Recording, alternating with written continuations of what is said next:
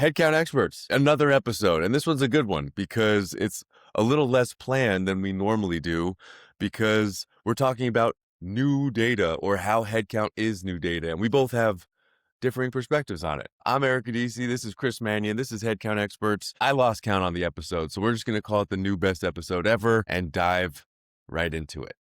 What's your opener? What do you think about the headcount data set? Yeah, I think what we're trying to get across here is a reframing of the way you think about the data set that you've created. So I think a lot of people go through this headcount planning process. You have this spreadsheet or slide deck potentially, and then that's the source of truth. And then that doesn't change for a year, when in reality, the actual plan does change. And so I think what we're trying to push here is don't think about the headcount plan as a fixed point in time. Think about it as an ongoing data set that you have to manage, along with all of the different things that we're going to cover in this lesson about how to actually manage those different criteria of the data set. Yeah, I think that is true. By doing so, by that data set itself has a bunch of things in it for different teams that is extremely useful. So the whole reason I started my company, Headcount 365, is because I was doing consulting work. So one, I came up at Uber where there was a lot of information that was being pulled from the headcount data. So we had this meeting every morning at every month at 7 a.m. The whole recruiting team would come to a international call with the head of recruiting, and we would say, like, how many jobs do you think we're going to fill this month? And at the end of the month, we'd do the same thing and we'd say, how many did we actually fill? And we would have this idea of like commits verse. And then that was kind of the baseline for starting the recruiting conversation, but it came off of like, what is the demand and whether or not we're going to fill it. So like for me, that was the first kind of look into what is in this data set and why does this head of recruiting care about it and why is it so important. And it was like the most important meeting, so it just got me curious. So I started learning all the different things and built a little playbook for myself that then became Unicorn Talent, which was a consulting firm, but now you can download these tools, right? A capacity demand forecast, a headcount plan, the QBR to report on it, which we'll talk about next month.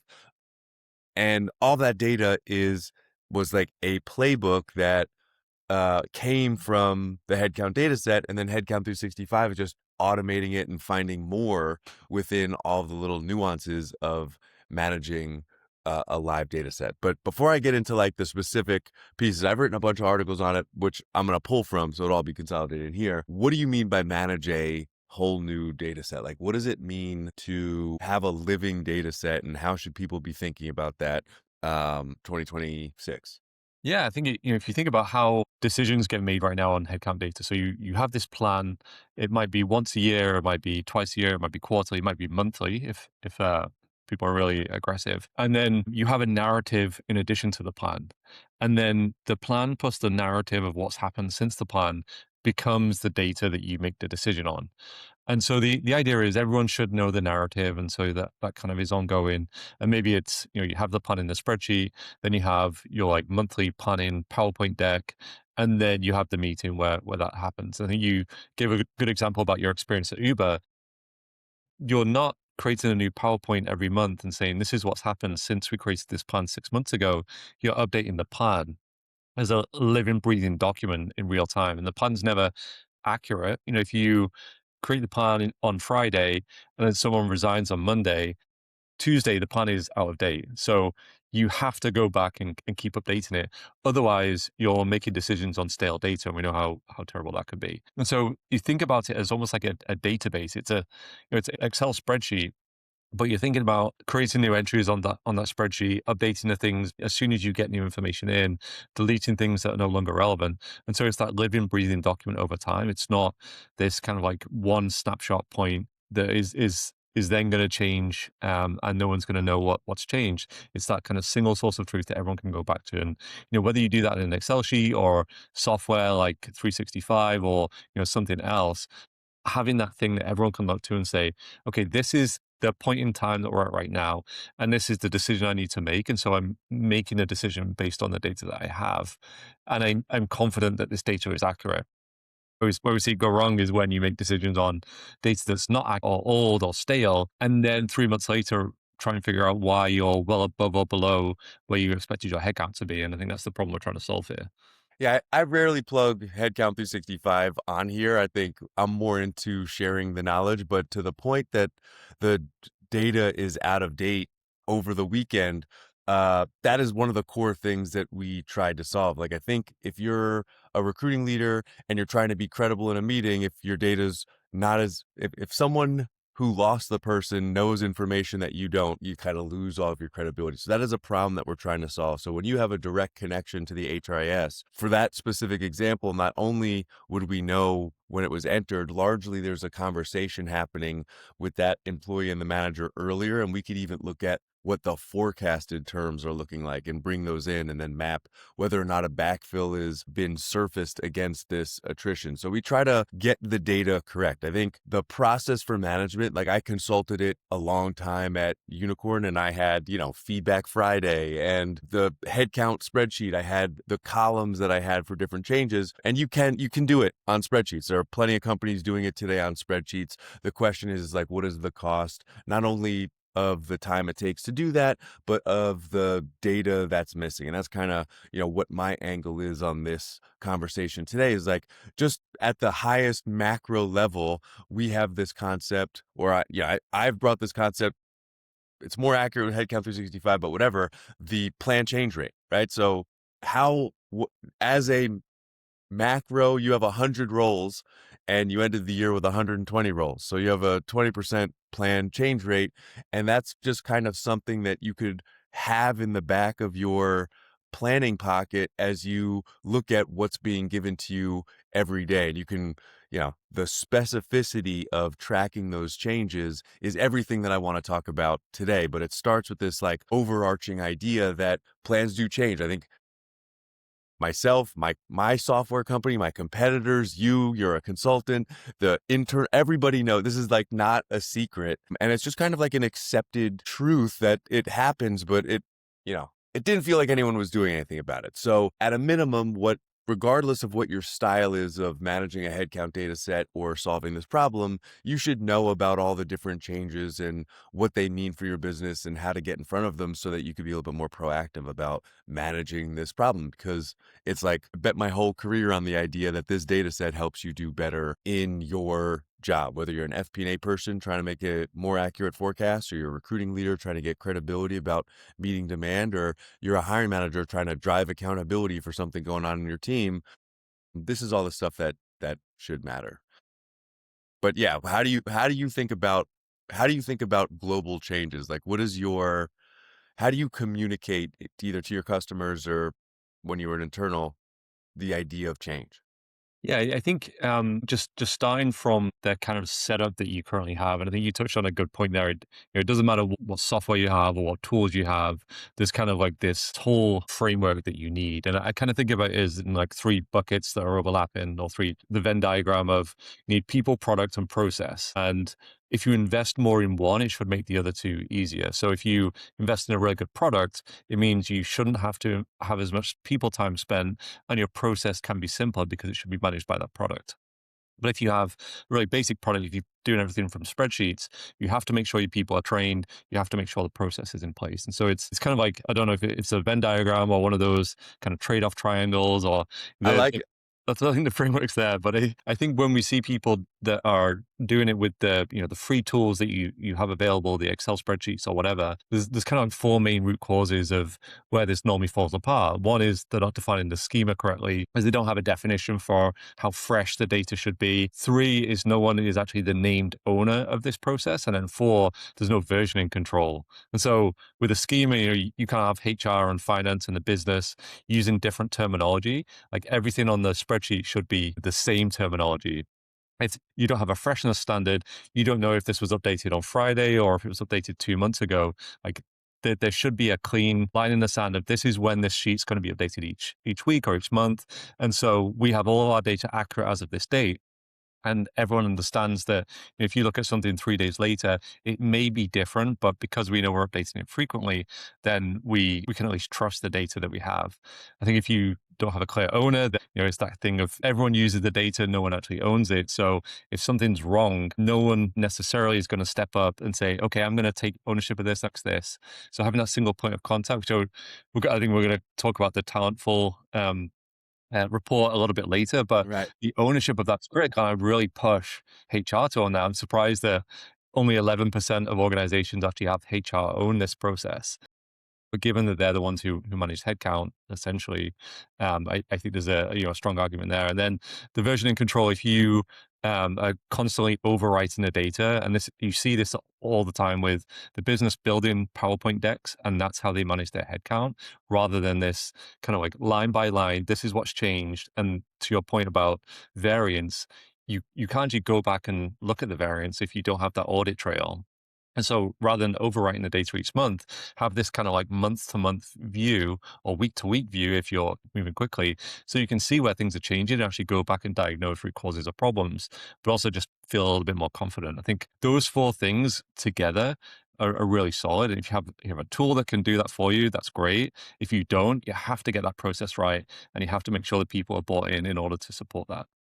I love the idea of a agreed upon version, or what did you call it? A refreshness date or a The refreshing freshness date, date. Yeah, yeah, right? yeah.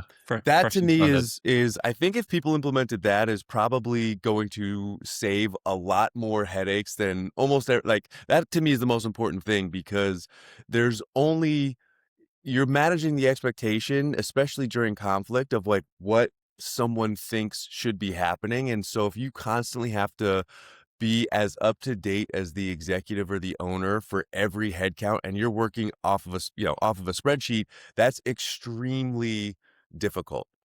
I think with Headcount 365, we have tried to push the freshness date from being a what is how the does the business operate off of freshness date? We've kind of gotten we're able to eliminate that.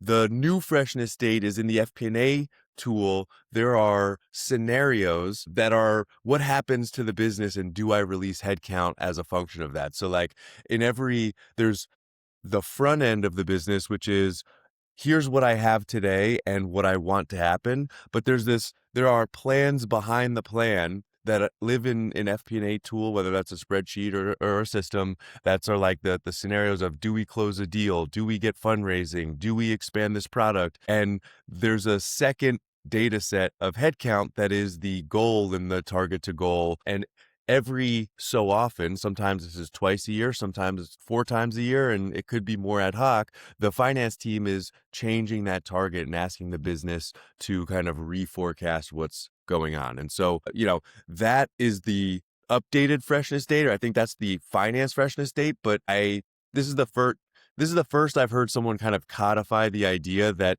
your peer set, as if you're a head of HR or on the executive team, is agreeing to the idea that the Friday update or the Monday update, that's the closest to the source of truth that we have. So that to me, that's the standout of those four things. Say those four things again. It's Yeah, so a there's the schema, the freshness standard, there's the named owner of the process, and then there's the versioning control. versioning.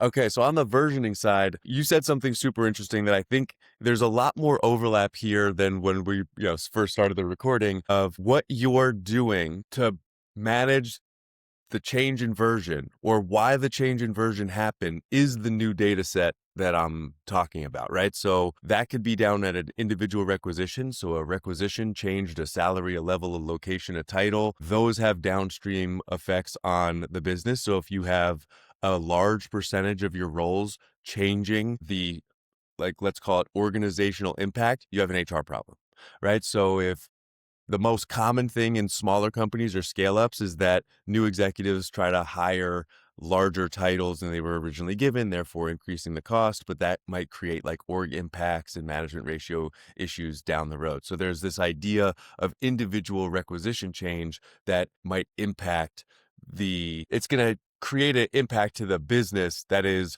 bigger than any individual change.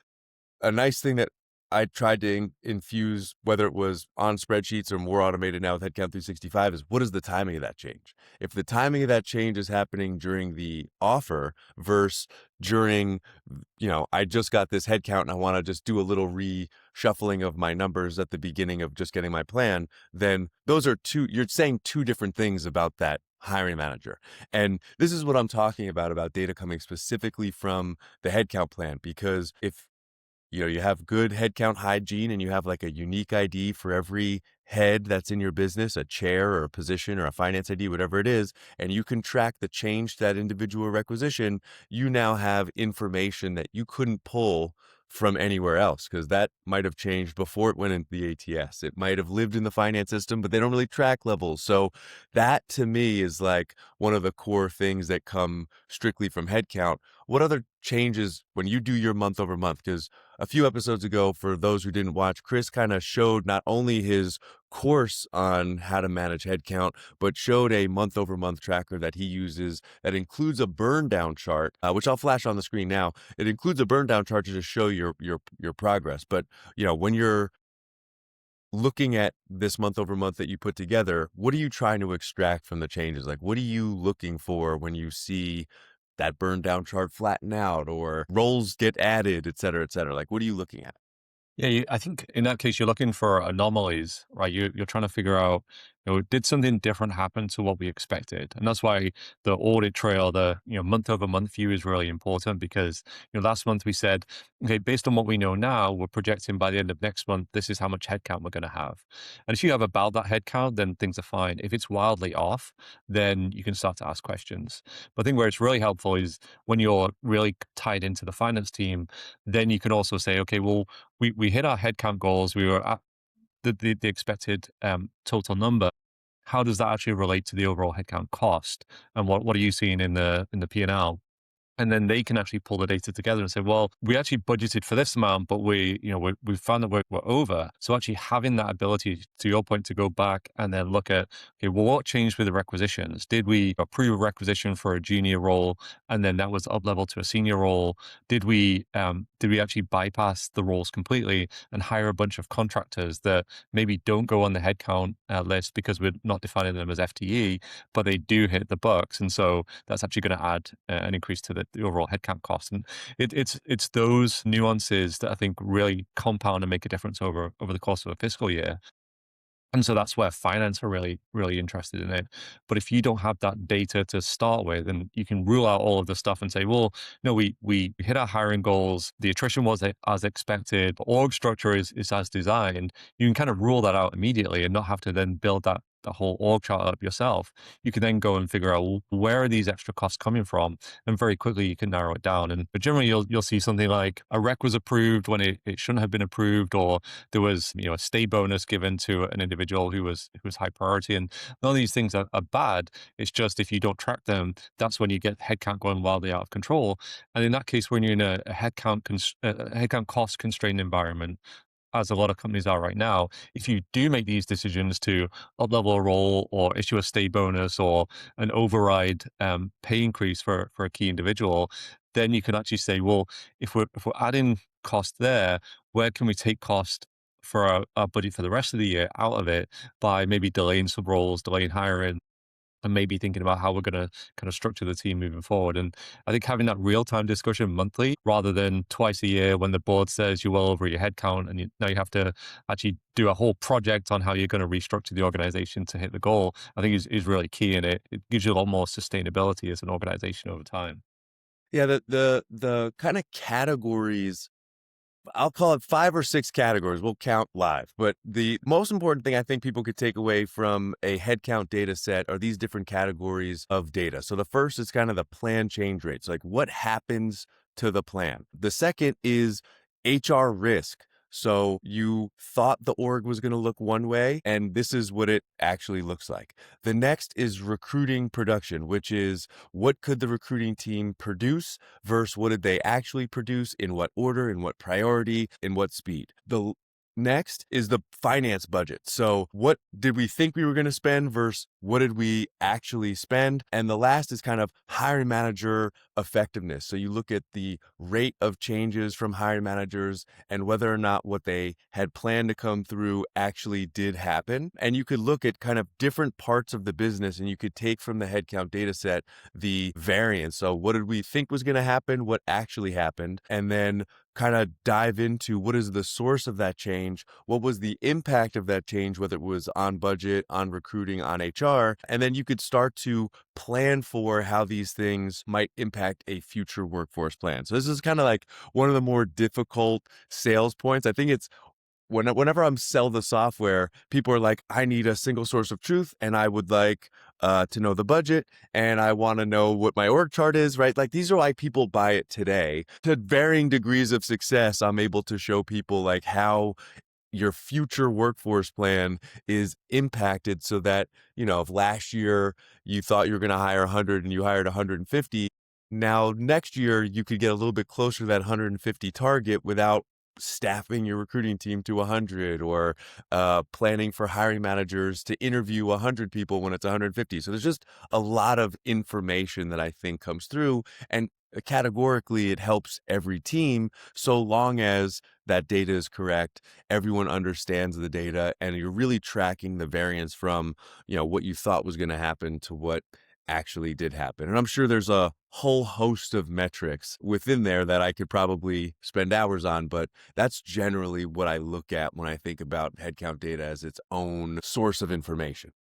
Yeah, and I think kind of building on that. So there's like two ways that I look at it. There's the backwards like accounting. This is what happened, and having all that data is really important because you have to explain to finance, to the business, to the CEO sometimes why you are the where you are overall with headcount. But I think it's also good to look forward and say, okay, we know that things are going to change, but what is the process for change, and how do we think about when we have this headcount plan in place, if we do need to change a rec or we do need to change goals, who is actually responsible for doing that, and how do we ensure that that stays updated? And so, I think having that discussion internally is really key. There's like 5 areas that I've identified in the kind of prep that I think are really important to take a look at. I'd be curious to see if you agree, or if there's any more that I kind of missed out. But there's the kind of record creation, actually, who is responsible for adding into the headcount list and making sure that the HRIS is talking to the spreadsheet. And I think whoever's running HR ops is responsible for that, even if they're not manually inputting it. There's a change approval.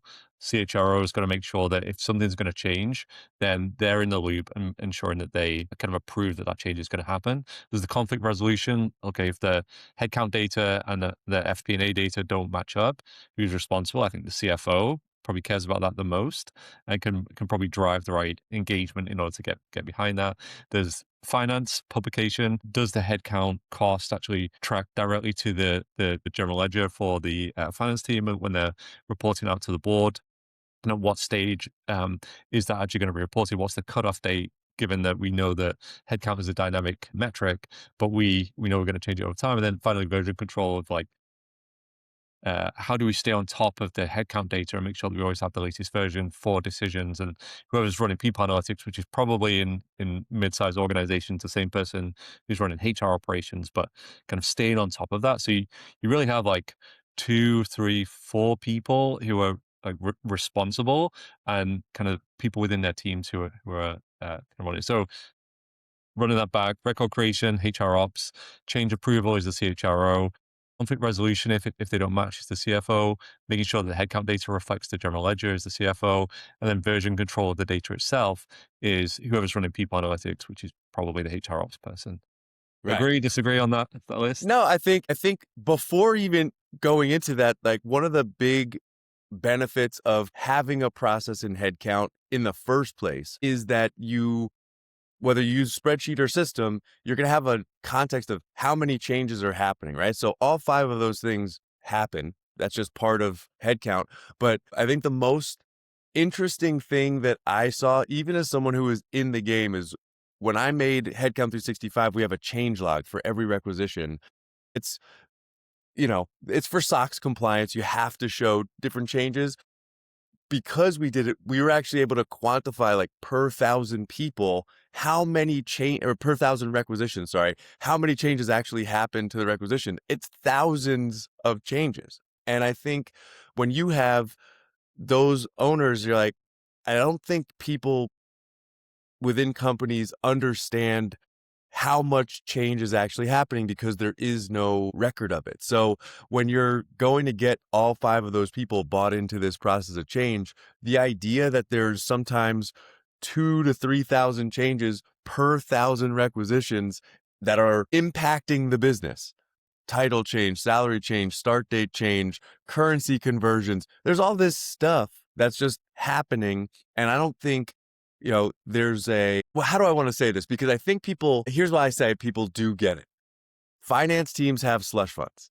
I don't know if you've experienced this. Have you been, brought into what slush fund? And this is something that's really become prevalent as I've sold Headcount 365 more and more, is like learning, like I'm trying to sell a software that's, less than 100 grand to a company to try to capture 5, 6, 700 grand of OpEx variance, but they're like, we're okay with 300 grand of variance. And I'm trying to find the person who cares that you could get that 300 back. And it's less people than not. Right. But that's what I'm saying. I think people get it. I just think up until now, there's just this idea of like, let's just hold, 3% of OpEx to the side and we'll be even. We'll tell the board that we're X, but we know secretly there's Y. And if we have this extra money, then we just look good and that's fine. So I think like, yes, there's an owner, but at the same time, I think that owner's already wise to the idea that variance happens and has this other process. So I think like that's what we're attempting to disrupt. And you see people do it with like things like expense management. They'll like get down to a 4-digit number of variance and be like, we spent all this money on this software so we could capture this. And I'm like, there's 750. So there's like $1 million in OpEx variance from Headcount. Do you guys want to do that? So anyway, I think they're wise to it. I think you're right though with the 4 owners, but I think it's more collaborative in terms of like a committee, right? I think the business kind of says what is acceptable. And what's weird about it is it's not necessarily like a defined culture. I think one team does something and people work around it. And over the course of time, as the plan change rate varies year to year, there's this natural evolution about how a company like resolves these issues. But I don't think that there's like, I'd be hard pressed to find a company that has like very defined owners where they're actually held accountable to it. They might just be like committee champions. It's like PTA for Headcount. I That's think a the way I good like to analogy. think of it is who's going to feel the pain if this is wrong. And in a board meeting, if the headcount data is wrong, the CHRO is going to get it from the board. If the headcount cost is wrong, then that's where I think the challenge comes in, because the CFO is probably going to look at CHRO, they're going to look back, and then the HR ops lead is probably the one who's going to feel the pain from that discussion regardless. Right. So I think it's who's responsible, who's going to feel the pain, and then who's actually going to be motivated to build that committee. The operations of this don't happen at the C level. They happen much lower, where the people who are actually working in the spreadsheets and figuring out why the delta is there, and are able to actually solve that without mess and chaos going up to the board. But I think having executive sponsors, maybe a different way of phrasing it, but I Right. think Yeah. the owner of this metric is the CHRO or is the CFO, and the people that actually run it are, someone in FP&A, someone in HR ops, someone on TA, because they're the people that have the day-to-day ability to make things move, but also they're the ones who would also feel the pain when it's wrong, because if they overhire, then the TA team has to then kind of explain themselves. So actually having that clean data set is going to be important to them. Yeah, I think for scale ups, the board meeting is like you're not hiring fast enough or you're spending too much on the budget that we gave you, and that could be cash or equity. For more mature companies, you're looking at, I would say, attrition rates or production rates, and you're trying to figure out like how to unlock. But the idea that that's the buffer that I think is kind of built into executive operations today that, I'm trying to chip into, as far as like, wouldn't it be nicer if you were accurate, if you could spend that money depending on how tight the wallet is? Like if every dollar matters, it becomes more of a need. But if you're like, we're kind of cash rich, so it doesn't, you kind of get used to that you get used to that process. But I think it's a good, kind of transition into the Talentful Headcount and Workforce Planning report came out. I don't know if I could show it, but I'll put the advertisement for you to go download it. They ask you to sign up. So as a unicorn talent, give me your info before you download my stuff. Respect for the game. So I will put the link to go get it yourself. But generally, what are your takeaways from that report? Like, it's always good to see other communities bringing this stuff to the forefront and doing the surveys, etc. But anything that stood out to you? Anything that was of interest? Yeah, I think it actually reinforced a lot of the things we've been talking about for the last 6 months, which was really nice to see. Sometimes I feel like we have our perspective, and it's interesting to see that perspective echoed elsewhere. I think there are 5 things that I think stood out to me. One is the talk about moving from annual planning to monthly planning. 2 is ownership of the headcount plan seems to still be a problem. That's no surprise. 3 is that most teams are actually mid transformation right now, so we're actually going through how do we move to a more structured process. 4 is tech is really where a lot of the kind of changes are happening. That industry has always been the one that's changing the most. And then 5, what I'm excited about is quality of hire, or time to productivity is the key metric that senior leaders are tracking. I've been raked over the coals on LinkedIn with my post about quality of hire. So it's kind of reinforcing to see that actually the leadership team care about quality of hire, even if within TA and people analytics, we can't define it accurately. I think it's still an important metric. So they were my 5 key takeaways, and I'm excited to dig into those with you. Yeah, you know, I think I'm curious to know. I actually haven't followed. I read them, but I didn't see what the aftermath of it was. It's like a generally accepted term. People get what it is that what makes it a very difficult metric, because it's like, how good is the person that I hired? I think for analytics folks, it's difficult to kind of bring that together. Making it a metric kind of takes away the things that are difficult. And I wrote something similar on LinkedIn this past week called the talent, like, what is a talent engineer? And this is kind of like almost directionally where I'm taking the headcount product as well, is like, to produce a quality of hire metric, you need information, and sensitive information, from many different places that you don't have access to. So you see people do things like, it's popular because you're trying to value your work to an executive. So an executive's like, if you're trying to move away from being an order taker of, I hire 5 people because you told me to hire 5 people, and you want to say the 5 people that I hired based on my network and my screening ability have actually added value, you want to be able to do that. Right? But to make it a metric, you have to say like tenure, or, speed to productivity, and measured by sales might be like quota attainment or whatever. But like, you might also want to know if they're a culture fit. Good luck on figuring what that out, with, or whether or not they are on a 9 box of high potential, or if they've participated in a volunteer program. So there's all this data that, no surprise, I'm sure AI is going to figure its way out, but the talent engineer, or the engineer that is now going to have access to put together a metric like this, one, I think the metric's just going to be whatever a company wants it to be, based on what the end story that the executives want to tell and what data you have access to. So I think now that AI is able to take in these large data sets and kind of pattern match, you might be able to tell a lot more than trying to parse together these disparate systems of ATS, HRIS, performance management, contractor management, whatever it is, right? And I think you're not going to see it go away. It's just one of those, you get no reward as a person trying to explain what it is, or how to measure it, or why it's important, because it's the subjectivity of how you put it together relative to what your company's trying to achieve. And everyone's got a voice on LinkedIn so good on you for making the attempt. I've stayed away from it for a myriad of reasons, but it's no surprise that it's popular, because that's what execs want to see. I think there was like a run led by the Zapier team. I think they just put out a new podcast too, the head of TA from Zapier. But they were like really pushing the concept of talent density. It's like same thing, right? Like, how good is it? And it'll come to fruition, but I don't think we're ever going to see a standardized quality of hire metric. But I'm unsurprised that it's in there. So that's my take. I don't know if that's anything more than ramblings of a career TA person. But how'd you get hit? What happened to you? Yeah, so I it stems from something I did when back at Wayfair, I was responsible for rolling out the OKRs, objectives and key results for the organization. So one of the objectives was the kind of quality of the TA function as a whole, like, and how do we measure the quality of what we do as a function? And there's kind of the big one is, are we actually helping the organization to hire the right people?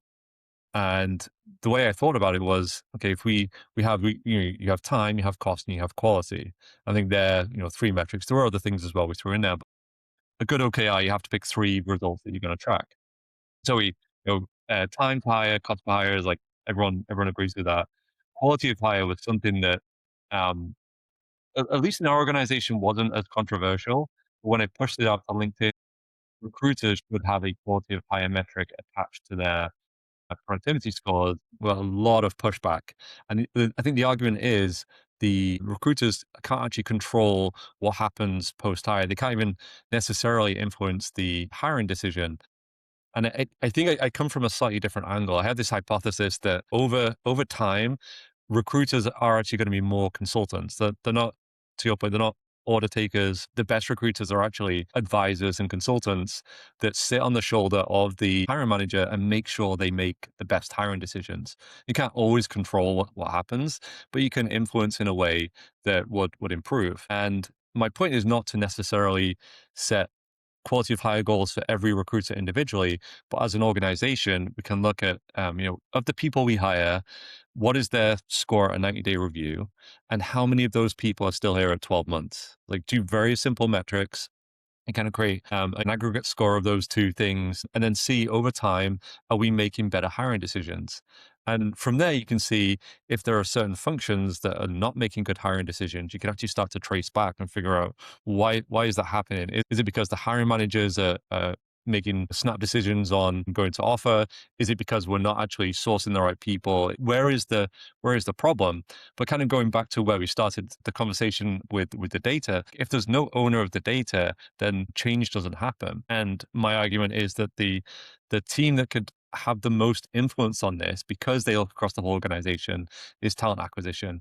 And I recognize it's probably a controversial point. I get a lot of pushback on that, but I'm still a big believer in actually having one owner. And if the TA team is going to be supporting the business in the best possible way, then they should have control or influence over the quality of the product that they're providing, which is ultimately the hiring service. That's my like soapbox piece. I Hasn't look, changed my opinion in like 7 years, but I I agree. Here's my real life take. This is a hot take. I don't think anyone in the broad scheme of like what a company is doing cares about it enough for it to actually move from theory to actuality. Here's why I say that. If someone doesn't work out, right? Reason you could have done your job perfect as a TA person, but been constrained by something like the manager, because I've done this a million times as an external search person, is like, oh, I want these 5 qualifications that equal 150K, your budget's 120K. So you're making some type of compromise in the, on the person, or second, to intake a set of competencies that you nailed during the interview, but the job changes. There's you could draw a correlate. The data is there to say, I made this intake session. We had these competencies on the scorecard. You hit this certain amount during the job. The competencies were different as per your job description that's entered in the HRIS. You can do all of this. This is where I think, if AI gets it right, then you can look at all this information. You could start to draw these large scale inferences from it. But for most companies at the volume that they hire, for the impact that the difference actually is like, well, we already have an accepted attrition rate. So unless your attrition rate's like crazy, which I just talked to a prospect this week where their attrition rate was 50% this year, maybe they need a little analysis. But for most companies, like, they've already built in that there's 10% attrition. You're going to have a 9 box that has bottom 10 or bottom 20%. It's like the difference that this actually does is significant.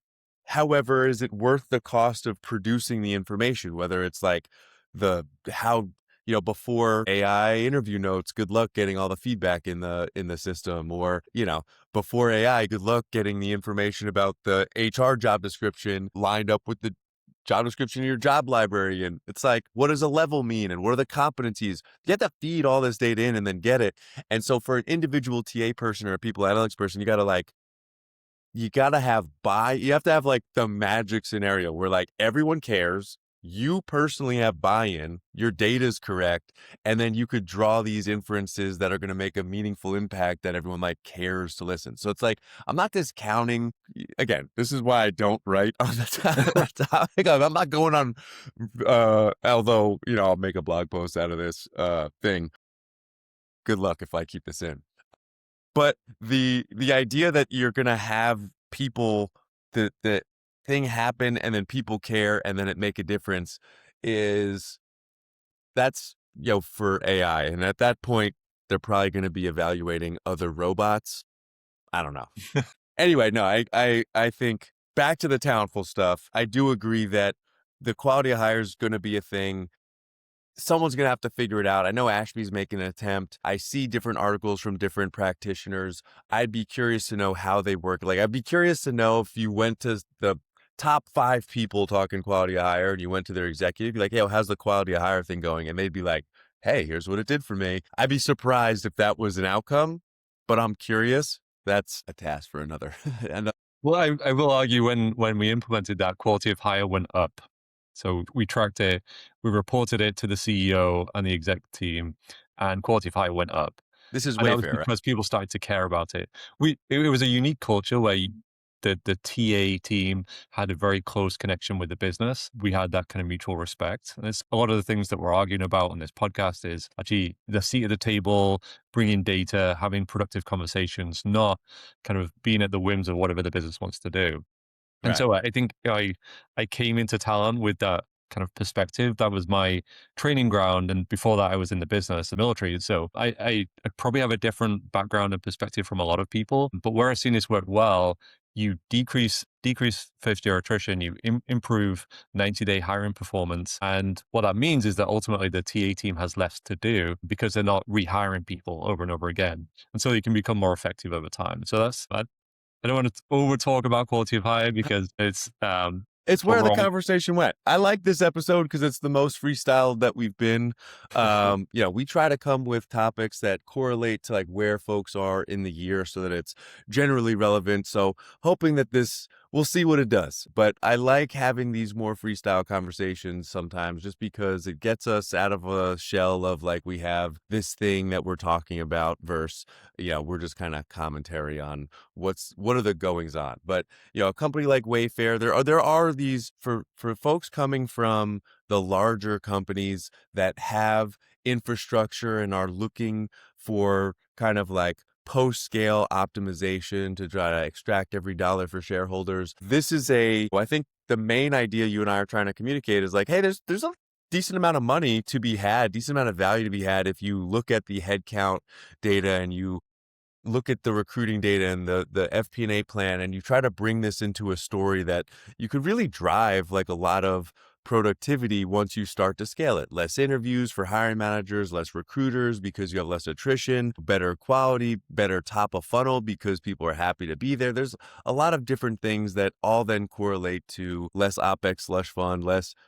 And it does add up to significant dollars, especially on a base of, 5, 10,000 people. And so I think a success in my world, if I could say I influence the headcount space in a positive way, it's taking what works at 10,000. And if you wouldn't have started it until you were 9,000 or maybe 8,000, now you're starting to see it kind of cascade down. And you take these principles that work at places that have the time and energy to invest in this type of stuff, and you could bring it to a scale up. You're creating value. You're making a person who is leading a team at those smaller companies a little bit more effective, and hopefully it enhances their career or, adds a little bit more value to the space from our direction, which is ultimately the goal here. I came from TA and not a lot of people, I would say they don't hold TA to the same standard as maybe some other departments, and I want to change that because there's a lot of value that we could add. Right on. Another best episode ever. What is it? And we're kind of close to time as well.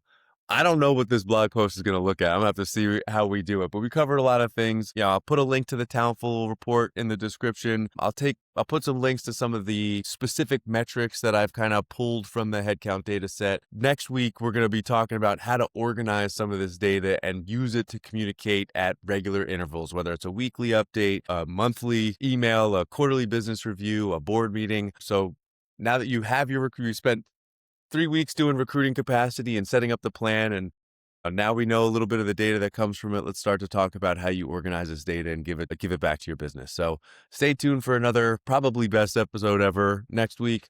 But for now, signing off at the Headcount Experts.